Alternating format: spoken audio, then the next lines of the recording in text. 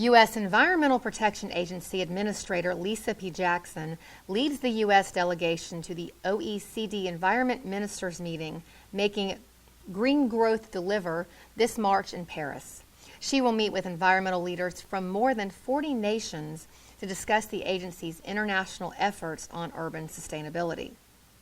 During the Organization for Economic Cooperation and Development Environment Policy Committee's ministerial meeting, Administrator Jackson talks about the importance of engagement and partnership on sustainability issues.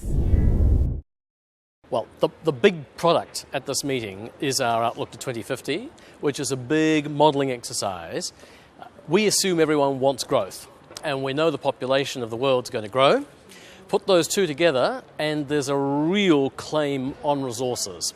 There's only one world, and the need for water, the need for land, the need for energy, it all grows. It grows enormously. And it's going to put real pressure on things. I mean, prices will go up even if you don't worry about the environment. There is real scarcity. You worry about the environmental consequences and the pressures get even more intense. So we're looking at a trajectory which just isn't sustainable. This conference actually is the culmination of many years of work on green growth here at the Organization for Economic Cooperation and Development. We think it's very important that the OECD looks at these questions of the environment as they relate to economics. They've done a lot of work on green growth. We've been very involved here.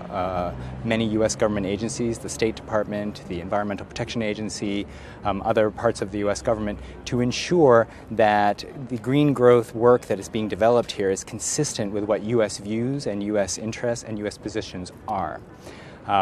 Right now they're working on developing a strategy for green growth that countries can use. They're looking for indicators to measure how countries are growing in a green way, in an environmentally conscious or environmentally sustainable way. Well, I like to talk about environmental policy in the context of science because I'm an engineer by training. I have a master's in chemical engineering.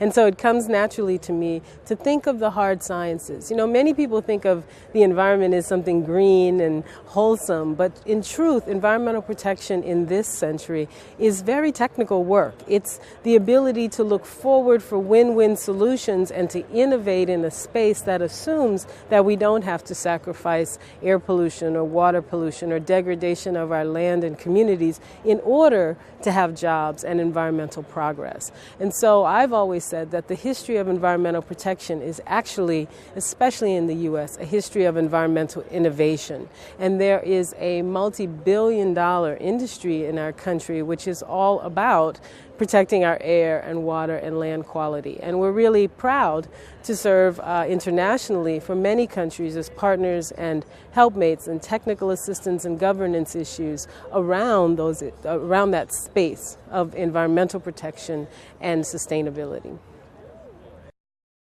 Well, opportunities like this give us a chance to both engage and partner with our fellow countries on important issues for our country.